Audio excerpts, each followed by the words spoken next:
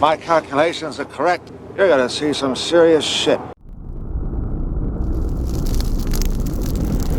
So you decided to run down to your local Walmart or go online and order yourself some new audio equipment for your vehicle. So you get yourself some speakers. No. You get yourself a 5,000 watt amplifier. You get yourself some speaker wire, some RCA patch cords, an installation kit. You spend your weekend throwing it in the car. And after all that, you just pissed away all of your money.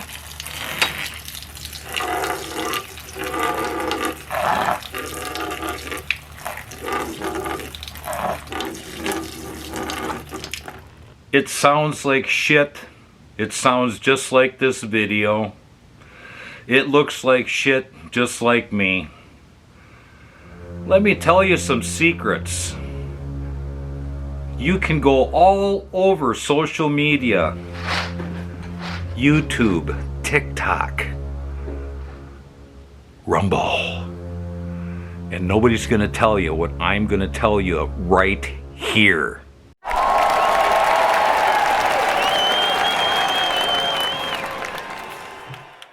Well, hi, I am Clint Allen, and what an exciting lead up that we had to that, huh? I'm not going to sit here and bore you with a bunch of BS about choosing speakers, choosing head units, choosing amplifiers, stuff like that. There are tons of videos on all social media platforms that are going to give you their opinion on XYZ, on this, that, and the other thing. That's not the point of this video. I don't care if you went down to Walmart and bought yourself a $59 head unit with some basic 6.5-inch two-way speakers, the old Q sub box and a 12-inch sub and a cheap 5,000 watt amplifier that only puts out 250 watts. I don't care. I also don't care if you went down and got yourself some Focal or some Morel in your top of the line Alpine system. Doesn't make a difference. I can help you get the peak performance out of no matter how much money that you spent. So follow. Who am I to be telling you anything and anything about audio systems? I've been in the car audio game way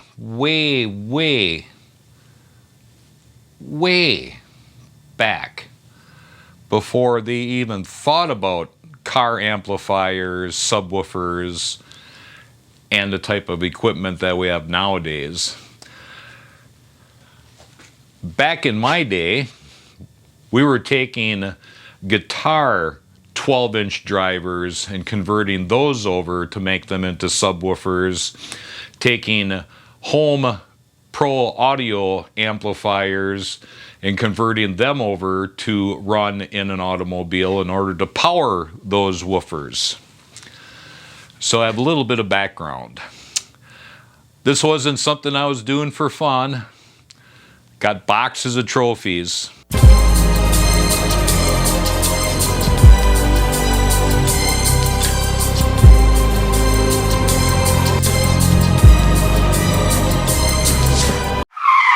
Been in car audio magazines featuring my vehicles.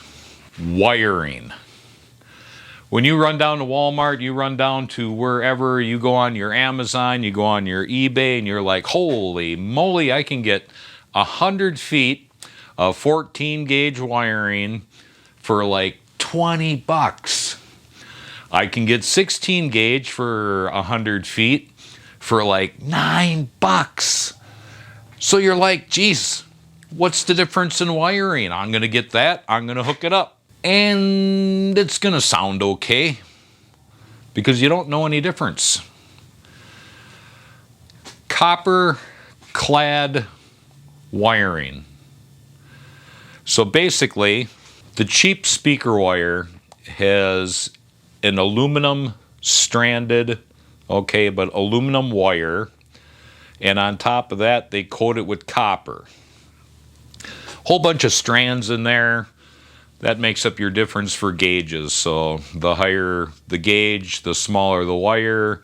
The lower the gauge, the larger the wire. Point being is that when you're trying to push a transmission, a electrical signal through aluminum, copper clad aluminum wiring, you have a lot of resistance. We're talking about the type of resistance that you get on prom night from your date. That's a lot of resistance. So what is that causing? That is causing a lot of force to have to be driven down a wire. When you have to force an electrical signal down a wire, what happens? You will cause heat. Heat causes loss. So by the time that signal makes it to the speaker, we've had a resistance of 40 to 60%. And if you're just running the head unit, and that only has, 45 watts per se, which is more like about 15 in real weight, you're not getting your music. You're not getting the quality of music that you were hoping to get when you spent the money. Doesn't make a difference, once again, if you bought a $10 speaker or a $500 set speaker. You are losing transmission signal. You are causing heat. So what do? Where do we go? Well, we got some options here. And you subwoofer guys, I'm not a big sub guy. My hat's off to you. More power. If you want to drive down the road deafening yourself and not actually enjoying the music, go ahead, all right? But I've got a bonus for you guys.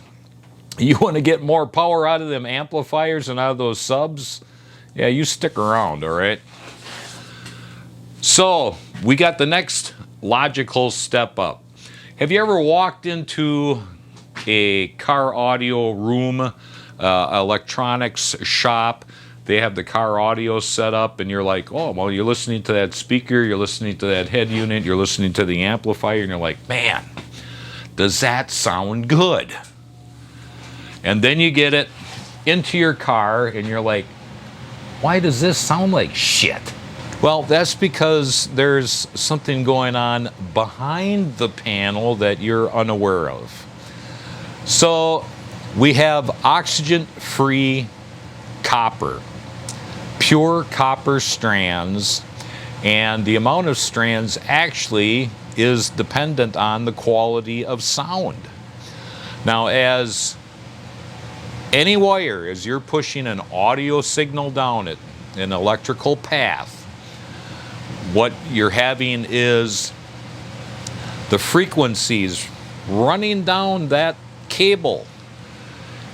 The more power you push, those upper frequencies actually push to the outside of the cable, and the heavier runs through the center of the cable.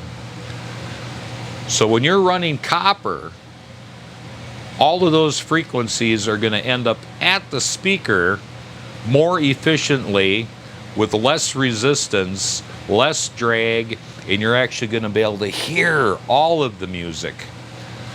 Now, you want to take it up to the next level, the absolute next level. We're talking silver-plated copper wiring. You reduce almost all of your interference. You stop any type of resistance that is measurable. You get yourself a much cleaner sound when it gets to that speaker. Here's another tip. On these newer vehicles that have all the computer, all the wiring, all the CAN systems, keep your wiring away from all of that. Go out of your way to run all of your RCA patch cords, your speaker wires, all of that away from those computers, those underneath the seat of the newer vehicles, you could have 3 CAN systems, 3 different computers sitting underneath that seat. You gotta stay away from that. That is messing up your signal, that is messing up the quality of the sound, and you're interfering with the vehicle itself. I know a lot of people who have installed stereos, used copper-clad aluminum wiring, and to have faults in their computer or stuff not working in their vehicle correctly because they ran those power wires right next to all the wiring, all the data wiring right by those systems. Got to stay away from that. Good tip right there. So when you're looking at a roll of wire, and that roll of wire states on it that it's copper clad aluminum with a PVC exterior jacket, that is the shittiest wire that you could possibly ever use. You're just sucking the power out of the amplifier, and it's not getting to the speaker, and you're causing more resistance, which is overheating the amplifier and burning out your amplifier prematurely, or burning out the subwoofer, or burning out the door speakers, because the signal is so damn sloppy. And if you're running it past what I just mentioned, you got all this interference that's going up and down these lines. Anybody who tells you anything different, that, oh, well, it don't make a difference, so you don't know what they're talking about, is full of shit. You do this, you start running scopes, you start running oscilloscopes, you start checking out what is happening with that signal, you're going to find that a more expensive wire is literally worth its weight in gold, okay? Now, all right, I'm going to let you in on a big secret here for you subwoofer guys. Oh, yeah. If you want them subwoofers in your car to really shine, I mean, just give you everything they've got, instead of having that where it's actually giving you sound, where you can actually hear in the subwoofer the difference between 100 hertz, a difference between 80 hertz, 60 hertz, down, 35 hertz. Here is the bomb. Here is the secret, okay? Braided tinsel lead wiring. It's a multi-stranded, very ultra low resistant, high flow, and I'm here to tell you, you don't need any type of electronic equipment or scope to measure this. You will hear a difference. Is it more expensive? Absolutely. Anytime, you pay for what you get. You can buy a shitty amp, shitty speakers, a shitty box, hook up high quality wire, and it will absolutely sound and work and perform 1,000 times better, without a doubt. All this stuff that I'm talking about here is going to be down in the description. Some of it will take you over to Amazon. If you buy off of that, obviously, if you're not new to YouTube, we get paid a couple pennies, for your purchase. And it's a big help for the channel when you're having to buy stuff to show the fine folk on social media. So one of the ways that they save money too is what they encase it in. And I'm going to hit down on this real quick, again, a little bit more in detail than what I just previously did. You'll have a PVC, that's usually the standard. The cheaper wires, they as thin as possible, trying to save as many pennies as possible in that sale to you. And who doesn't love cheap stuff? But once again, you pay for what you get.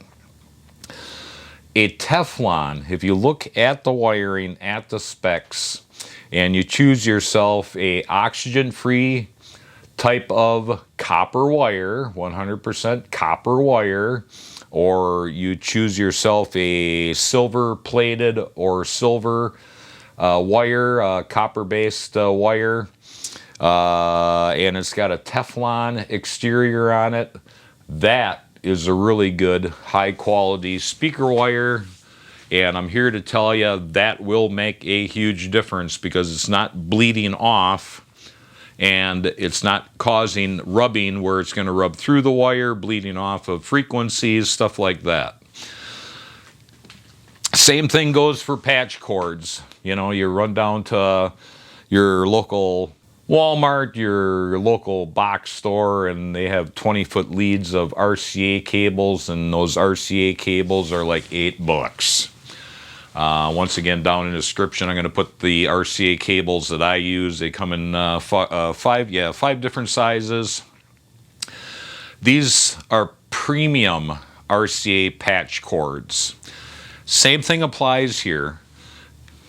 They're copper. They're wound properly. Believe it or not, winding copper in a certain way allows less resistance, more power to pass through, and higher quality in all the frequency band. You know, down on your bottom, your 20, all the way up to your 20 thousandths. It lets all those frequencies through. And if you're into the new Class D garbage amplifiers, yeah, I know. Everybody's gonna, there's a bunch of people out there going to be on the old warrior list on the old comments. Give a shit what you say. These new Class D amplifiers that are supposedly high resolution are low-grade garbage.